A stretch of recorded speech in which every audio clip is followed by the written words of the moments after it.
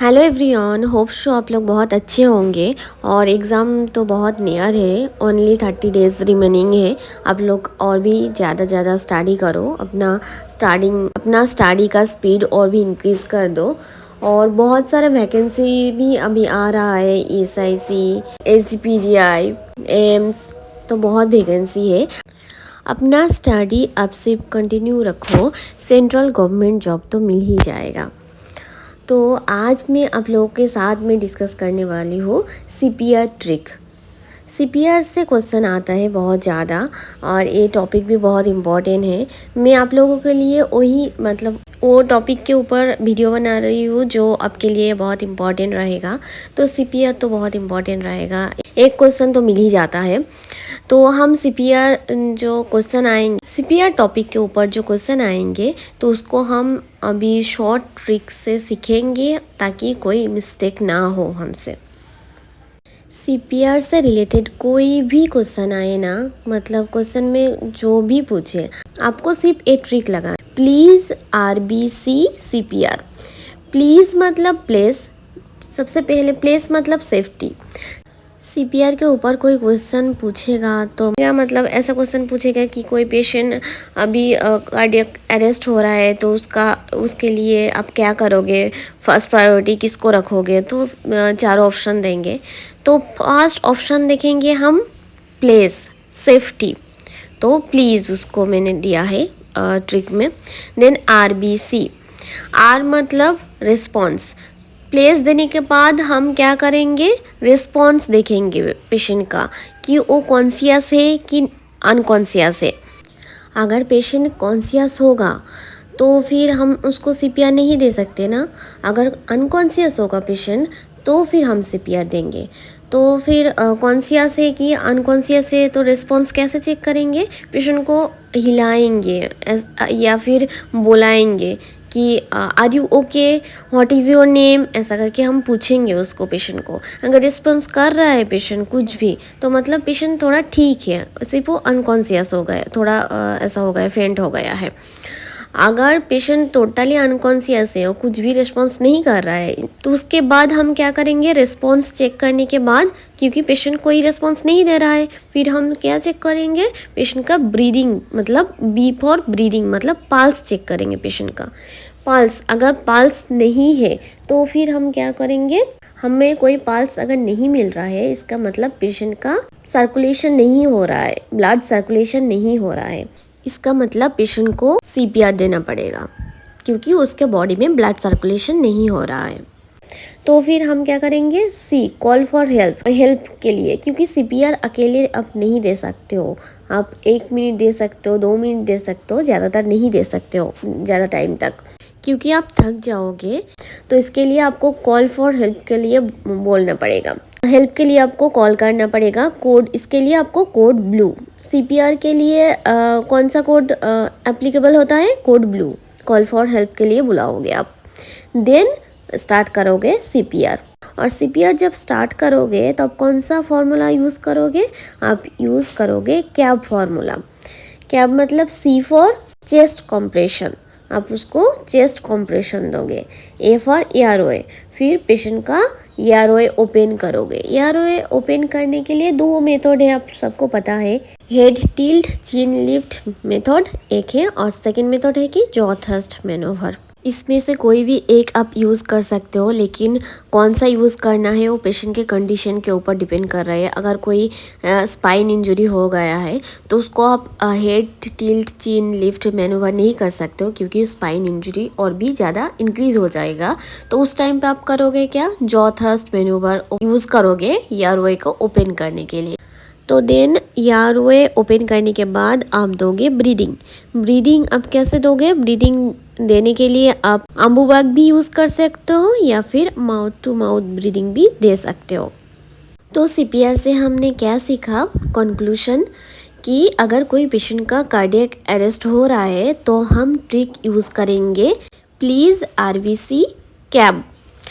तो प्लीज़ मतलब पहले पेशेंट का सेफ्टी प्रायोरिटी में रखेंगे, फिर रिस्पॉन्स चेक करेंगे पेशेंट का, थर्ड प्रायोरिटी होगा पल्स चेक करेंगे, फोर्थ प्रायोरिटी होगा कॉल फॉर हेल्प के लिए बुलाएंगे, फिर फिफ्थ प्रायोरिटी होगा कैप फॉर्मूला अप्लाई करेंगे CPR के लिए। तो ये था ट्रिक।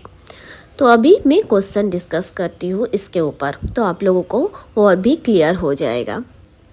तो क्वेश्चन है, the nurse finds the client unresponsive on the floor of the bathroom, which action should the nurse implement first.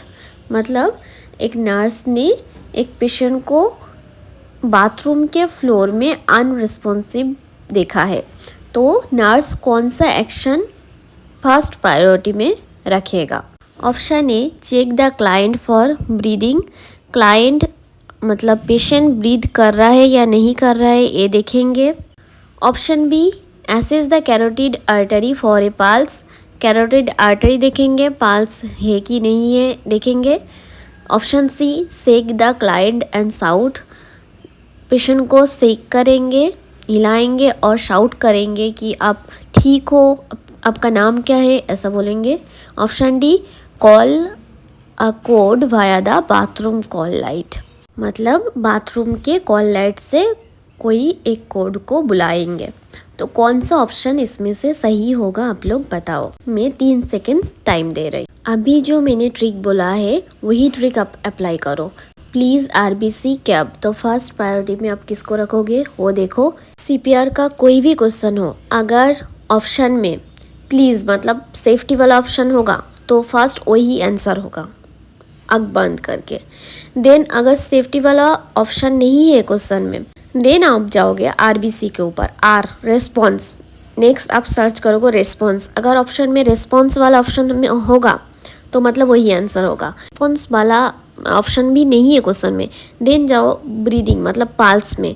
अगर पल्स वाला ऑप्शन होगा तो फिर वही आंसर होगा। अगर वो भी नहीं है फिर आप जाओगे C मतलब कॉल फॉर हेल्प में जाओगे। अगर वो वाला ऑप्शन में होगा तो फिर वही आंसर होगा। अगर वो भी नहीं है क्वेश्चन के ऑप्शन में फिर आप जाओगे कैब फॉर्मूला में, C for chest compression, then airway, then breathing. ऐसा करके आप ऑप्शन सर्च करोगे। लेकिन हाँ, क्वेश्चन को भी समझना है।